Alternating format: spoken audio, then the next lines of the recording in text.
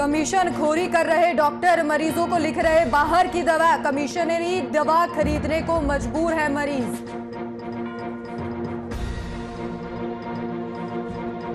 आबकारी टीम ने उठाया अनोखा कदम। शहर की दीवारों पर लगाए पोस्टर। मादक पदार्थों का सेवन ना करने की अपील।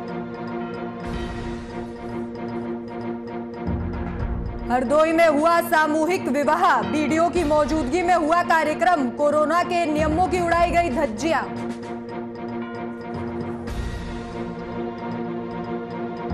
पुलिस पर लगा चोरी का आरोप। सोना व्यापारी ने लगाया आरोप। चेकिंग के दौरान पैसे निकालने की कही बात।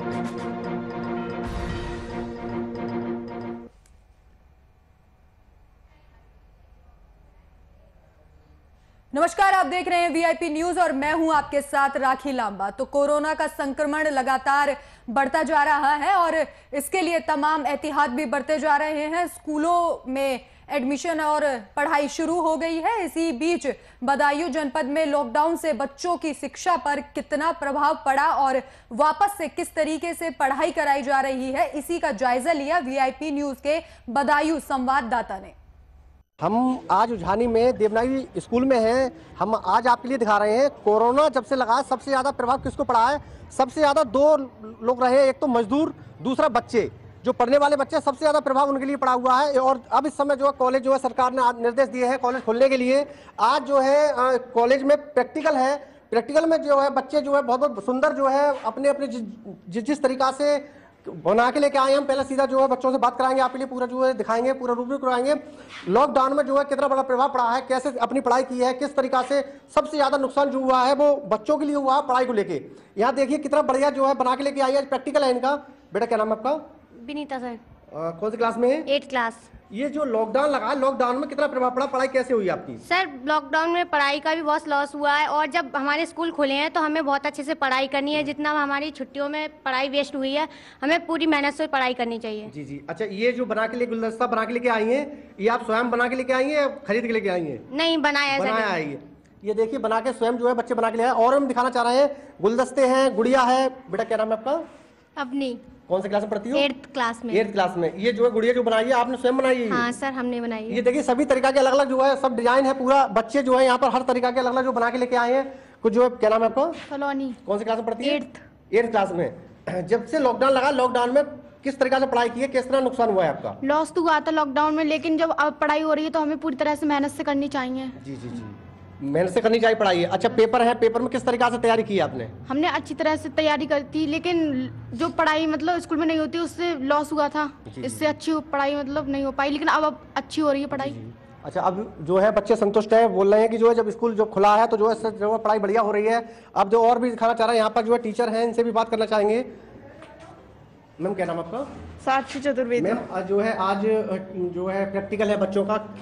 इतने समय के बाद वो कॉलेज आए हैं, प्रैक्टिकल किया, क्या लग रहा है? जिस समय आते थे बच्चे, आज में क्या फर्क है बच्चों में? उस समय जब बच्चे आते थे तो इतनी पढ़ाई वगैरह प्रैक्टिकल वगैरह नहीं हो पाते थे, लेकिन बच्चों ने लॉकडाउन में ये काफी चीजें सीखी हैं और बच्चों ने ये करके भी दिखाया है। ये देखिए और भी मैम बात करेंगे।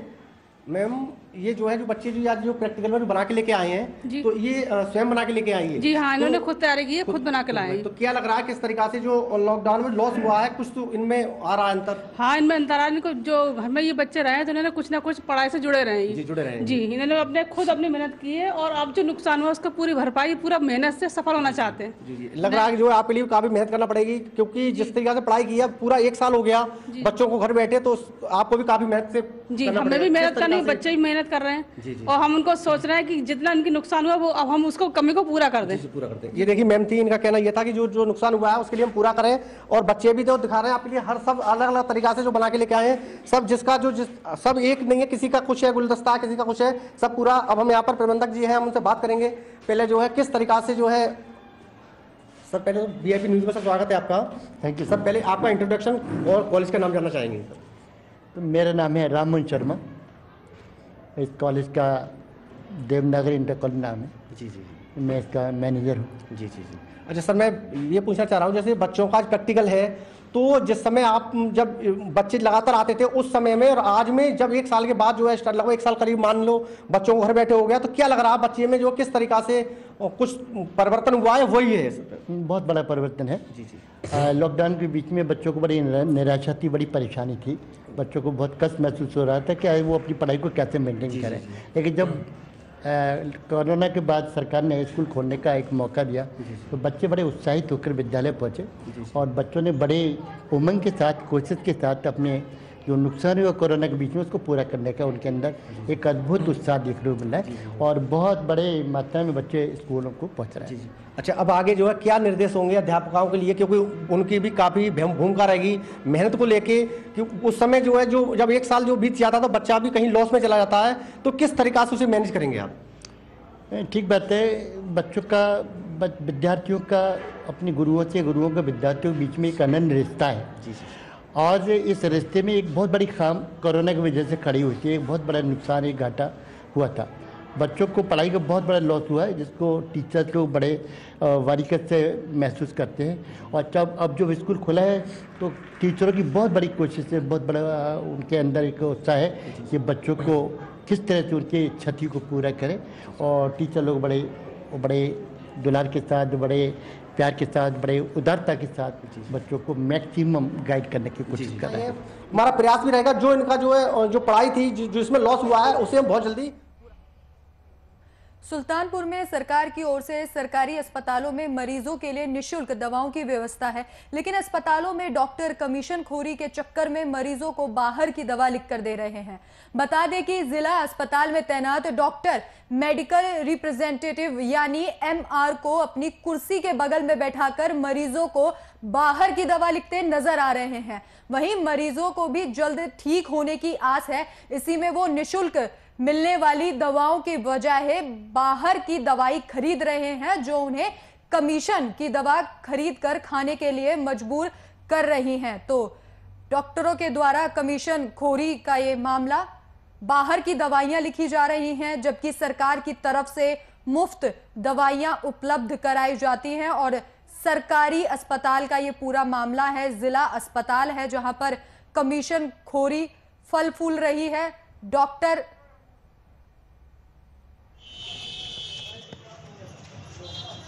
आप लोगों द्वारा मामला संज्ञान में लाया गया है मेरे, और मैं इसकी छानबीन कराऊंगा। अपने चिकित्सा अधिकारियों को भी बात के लिए निर्देशित करूंगा कि इस तरह के लोगों की आवाजाही चिकित्सालय में बंद हो और किसी भी तरह से अगर इस तरह का चल रहा है तो किसी भी तरह से प्रश्रय न दिया जाए। जो भी पाया जाएगा उसके खिलाफ अनुशासनात्मक कार्रवाई की जाएगी।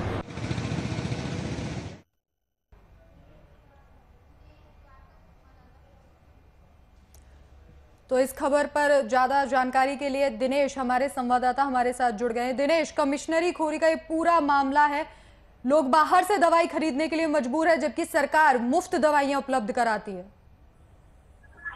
देखिए राखी जी कि यहाँ पे भ्रष्टाचार चरम पे है, बल्कि प्रभारी मंत्री स्वास्थ्य मंत्री जयप्रकाश जी है, लेकिन यहाँ से खुलेआम आप देख रहे होंगे वीडियो में कि एमआर को बैठा के डॉक्टर बाकायदा दवा लिखाते हैं जो बाहर जाके मरीज दवा खरीदते हैं। इस मामले में किसी अधिकारी से अब तक कोई बातचीत हो पाई है क्या? उनके संज्ञान में ये मामला है? सीएमएस से जब बात की गई तो उन्होंने कहा कि आपके द्वारा जानकारी, बल्कि उनको पूरी जानकारी है। पूरे जिला अस्पताल में सीसी कैमरा लगा हुआ है हर वार्ड में, लेकिन उनका वही एक बहाना बताया गया। एमआर की कुर्सी के बगल में बैठकर डॉक्टर ये दवाई बाहर की लोगों को लिख रहे हैं, मरीज परेशान हो रहे हैं। और देखा जाए तो यहाँ पे 63 दवाइयां कुछ दिन पहले भी समाप्त है और मंत्री जी से जब इस सवाल को पूछा गया था तो उन्होंने कहा था कि 265 दवाइयां सप्लाई होती हैं। इस समय हमको जानकारी नहीं है कौन सी दवा समाप्त है। जी दिनेश, इस खबर पर जानकारी साझा करने के लिए आपका धन्यवाद।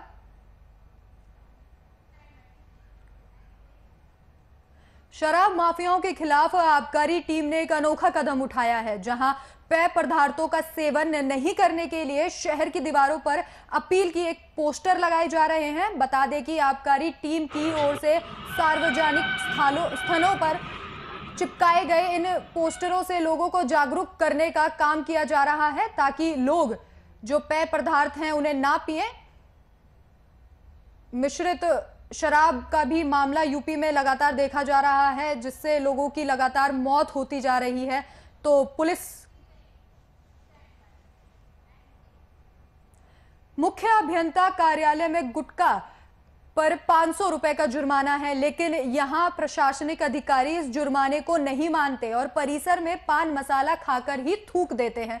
इस दौरान जब मीडिया उस अधिकारी के पास पहुंची तो मीडिया के लोगों द्वारा कवरेज को देखकर अधिकारी ने खाया हुआ गुटखा वहीं पर फेंक दिया और टेबल पर गुटखों का स्टॉक लगाकर रख दिया, जिस पर उससे सवाल किया गया कि आप कार्यालय में बैठकर पीएम की स्वच्छता मिशन और नैतिकता की हत्या कर रहे हैं। तो इस सवाल पर अधिकारी जी आग बबूला हो गए और गुंडई पर उतर आए, जिसके बाद अधिकारी ने अपने अन्य कई बाबुओं की मदद से मीडिया के लोगों को बंधक बना लिया। तो गुटखा खाना प्रतिबंधित है, लेकिन फिर भी अधिकारी सरकारी कार्यालयों में ही गुटखा खाकर थूक देते हैं। 500 रुपए का जुर्माना है। इस मामले में अभी तो आपसे आप लोगों से जो एप्लीकेशन पता दिए हैं, ठीक है ना, अभी मैंने तुरंत इसमें डीएम साहब से भी गोंडा से भी बात कर लिए हैं। अब इसमें किसी मजिस्ट्रेट से, एक्स्ट्रा सिटी मजिस्ट्रेट है, एक्स्ट्रा मजिस्ट्रेट से इसको जांच करवा के जो भी कार्रवाई है नियमानुसार इसको कार्रवाई किया जाए। गुटखा रखना, गुटखा रखे, बीड़ी रखे, सिगरेट रखे, ये कहाँ पे रख रहे हो? कहाँ पे रख रहे हो? कहाँ रखा हुआ? अरे हम अपनी जेब में रख लेंगे। ये जेब में नहीं रखा, ये टेबल आपकी है क्या? ये राजकीय संपत्ति है। किसकी संपत्ति है? राजकीय संपत्ति है जी। क्या उसको आपकी पॉकेट पान खा करके थूकना मना है। से जब आप यहाँ टेबल पे रख रहे होंगे तो थूक रहे होंगे, खा रहे होंगे। कहाँ खा रहे हैं? आपको दिखे? हाँ, ये तो कैसे टेबल में रखे हो? दराज में रखे हो? आज में रखा है तो कौन सी बड़ी चीज है? तो वही चीज है। कैसे? क्या संदेश? क्या संदेश? इसका संदेश ये कि खाने पे आप नहीं रोक लगा सकते। हम रोक के बाद गुटखा बेचने पे सरकार को आप लोगों को तो संदेश देना चाहिए कि जो लोग खा रहे हैं ना खाएं। आपको तो चाहिए ये नैतिकता के आधार पर। संदेश तो मैं तभी दे पाऊंगा जब मैं गुटखा। तो इस खबर पर जानकारी के लिए राजेश शुक्ला हमारे संवाददाता हमारे साथ जुड़ गए हैं। राजेश, आपसे जानना चाहेंगे कि सरकारी कार्यालयों में ही स्वच्छता मिशन को पलीता लगा रहे हैं अधिकारी। जी मैम, मैं आपको बता दूं कि शासी अधीक्षण अभियंता के कार्यालय में प्रशासनिक अधिकारी पुनीत कुमार सिंह जी ऑफिस में ही बैठ करके धूम्रपान कर रहे हैं और धूम्रपान करके गुटखा का जो थूक होता है वो थूकदान में ही थूक रहे हैं। जब उनसे इस मामले पे पत्रकारों ने पूछा तो पत्रकारों को कहा कि जान से मारवा दूंगा, आप लोग इस खबर को मत छापिए। मीडिया को भी बंधक बना लिया गया, अपनी मनमानी पर उतर आए हैं। 500 रुपए जुर्माना है, लेकिन उस जुर्माने को भी नहीं माना जा रहा है। क्या किसी बड़े अधिकारी का कोई बयान? जी मैम, मैं आपको बता दूं कि जब इस मामले पे हमने पुलिस अधीक्षक महोदय को शाम को अवगत कराया तो पुलिस अधीक्षक महोदय ने बताया कि जांच करवाएंगे और जो प्रशासनिक अधिकारी पुनीत कुमार सिंह दबंग, उसने समस्त मीडिया कर्मियों को बंधक बना करके अपने ऑफिस में बंद कर दिया और बताया कि इनके साथ अमानवीय कृत की जाए, क्योंकि ये सब फर्जी पत्रकार और अराजक तत्व हैं। उन्होंने पत्रकारों के साथ बड़ी अवस्था के साथ पेश आए और फिर पत्रकारों ने डायल 100 की फोन करके टीम को बुलाया, तब उसके बाद पत्रकारों को पुलिस टीम ने मुक्त कराया। राजेश, आपसे ये भी जानना चाहेंगे कि 500 रुपए जुर्माना है और जब मीडिया सामने आई तो धूम्रपान करते हुए और गुटखा का पूरा स्टॉक जो है वो टेबल पर रखा हुआ था, क्या अधिकारियों को कोई डर है? जी, मैं आपको बताना चाहूंगा कि उसके मेज पर गुटखा का अंबार रखा हुआ था और वहीं बगल में अपने डस्टबिन में वो बार बार थूक रहा था। ये प्रधानमंत्री जी के महत्वाकांक्षी स्वच्छ भारत मिशन अभियान को बिल्कुल पलीता लगा रहा था और जब हमने इस मामले को उच्च अधिकारियों से कराया तो उच्च अधिकारी उसके खिलाफ कार्रवाई करने से डर रहे थे। जी राजेश, इस खबर पर जानकारी साझा करने के लिए आपका बहुत बहुत धन्यवाद।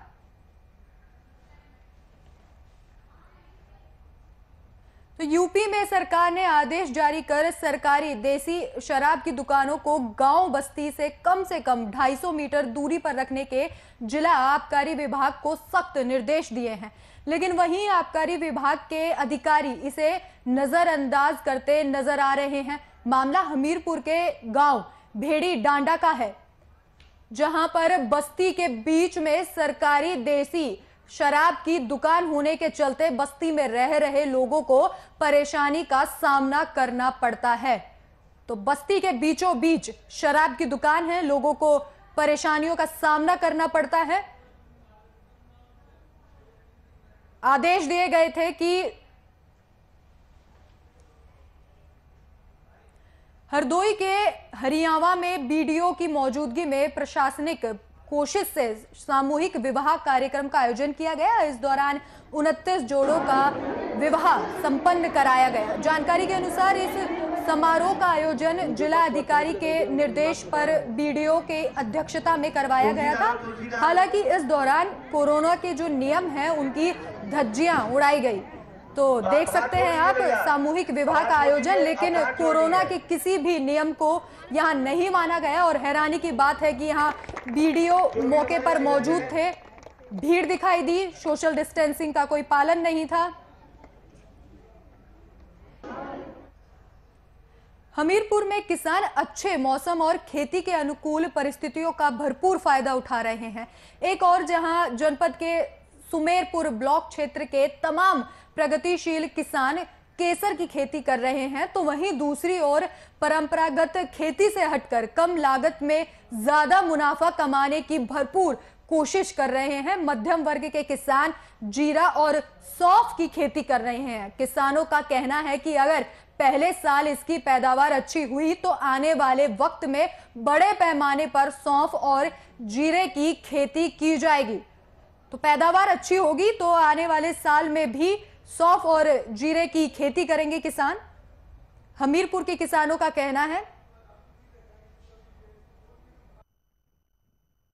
पुरानी खेती में कुछ नहीं रखा। गेहूं का भाव सिर्फ 1600 रुपये कुंटल मिल रहा है और जीरा का भाव 20,000 रुपये कुंटल मिल रहा है और सौंफ का भाव 15,000 रुपये कुंटल मिल रहा है। इसलिए हमने कुछ नया करने की ठानी और सौंफ और जीरा की खेती हमने की।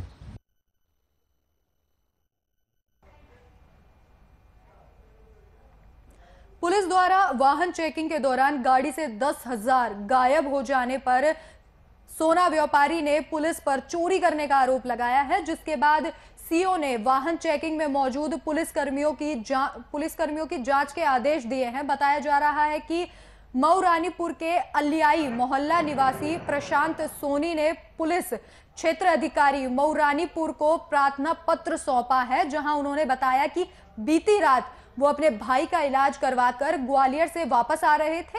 जब सोना बाजार चौकी के पास पहुंचा तो वहां पुलिस फोर्स ने गाड़ी को रोककर गाड़ी की तलाशी ली। जब सोना व्यापारी वहां पहुंचा तो गाड़ी की तलाशी ली गई और इस दौरान गाड़ी की डिग्गी में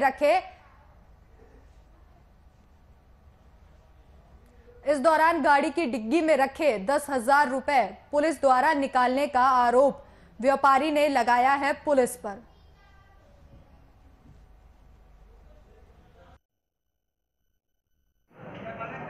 तो हमने और थोड़ी आगे हमारा घर है तो हमने वहाँ पे गाड़ी रोकी तो हमारे घर की घंटी बजाई, गेट नहीं खुले। हमने गाड़ी का हॉर्न दिया तब जाके हमारे गेट खुले। पीछे से वो लोग आ गए, बोले मतलब गाली दे के हमसे बोले हॉर्न क्यों बजा रहे हो। तो हमने उनसे बोला हमारे घर में गेट नहीं खुल रहे हैं। हमने बेल बजाई तो कोई सुन नहीं रहा। इस वजह से कब की घटना है ये घटना है दिसंबर के समय की, तारीख याद नहीं है। आज क्या हुआ आपके साथ में? ऐसा हमारे साथ 2-3 बार हो चुका है।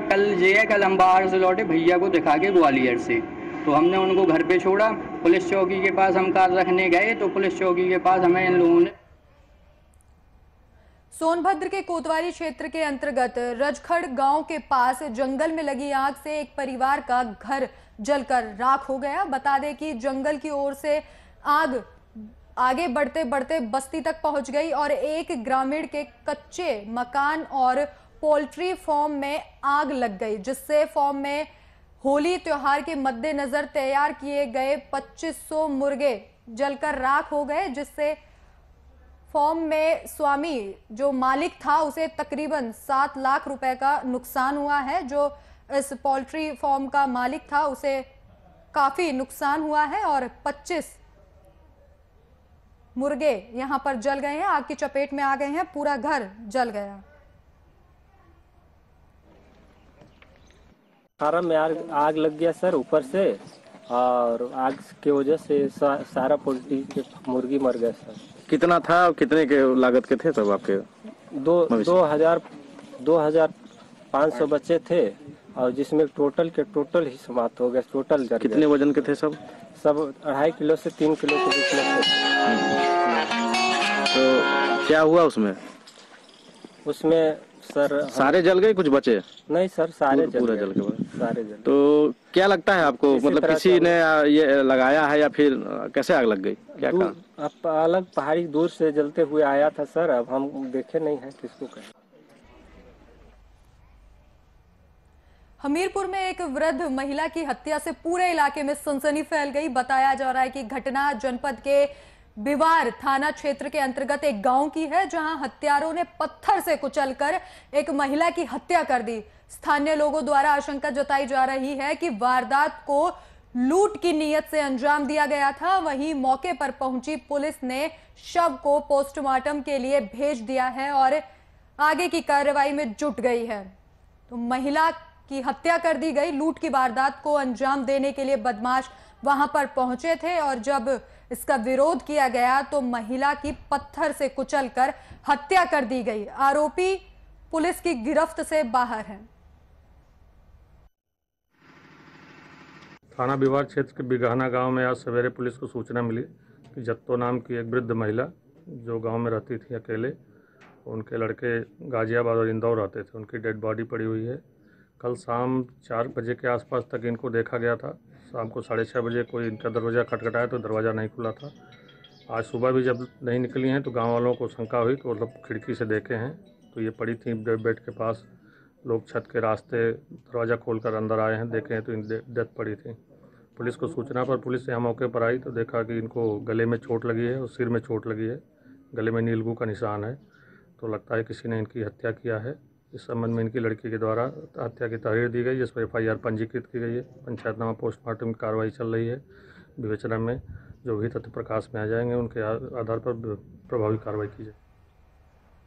पीलीभीत में डबल मर्डर का एक सनसनीखेज मामला सामने आया है। मामला जनपद बिसलपुर थाना के अंतर्गत जसोली गांव का है, जहां संदिग्ध परिस्थितियों में 2 सगी बहनों के शव बरामद हुए हैं। जानकारी मिलने पर मौके पर पहुंचे जनपद के SP ने शवों को कब्जे में लेते हुए आगे की कार्रवाई शुरू कर दी है। डबल मर्डर से इलाके में सनसनी फैल गई। 2 सगी बहनों के शव मिले हैं।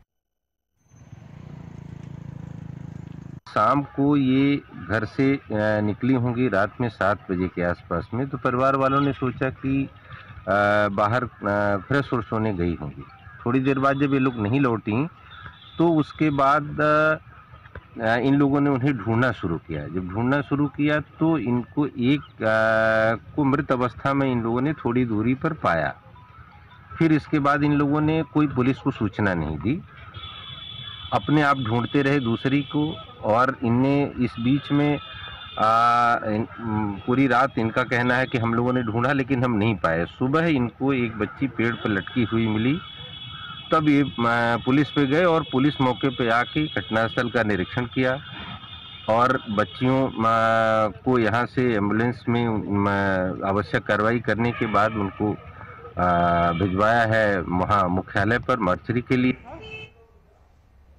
शाहजहांपुर में दुर्लभ प्रजाति के वन्य जीवों की तस्करी करने वाला पुलिस के हत्थे चढ़ा है। पुलिस ने युवक को बांडा थाना से गिरफ्तार किया है। गिरफ्तार अपराधी के पास से पुलिस ने 2 ब्लैक कोबरा और 1 कछुआ बरामद किया है। बरामद किए गए वन्य जीवों की कीमत लगभग 1.5 लाख रुपए बताई जा रही है। पुलिस ने बरामद वन्य जीवों को वन विभाग के हवाले कर दिया है और तस्कर के खिलाफ पशु अधिनियम के लिए क्रूरता की रोकथाम एक्ट के तहत मामला दर्ज करते हुए दोनों को जेल भेज दिया है।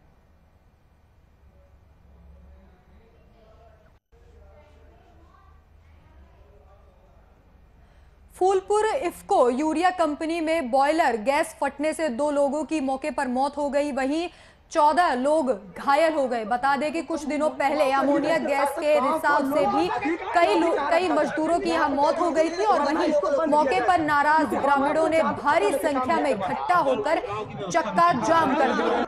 अभी तक कुछ चीजें नहीं आई है भैया, यहाँ सब छिपाया जा रहा है। यहाँ आए दिन लेबर, यहाँ मामला ये है बॉयलर फट गया, बॉयलर फट गया, 2500 लोग मर गए, 2500 लोग घायल हो गए, अभी तक कुछ नहीं। सब चीज अभी छिपाए जा रही है।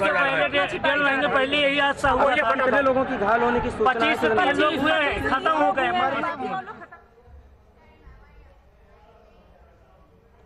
फिलहाल इस वक्त के बुलेटिन में मेरे साथ इतना ही। देश और दुनिया की तमाम बड़ी खबरों के लिए देखते रहिए VIP न्यूज़। नमस्कार।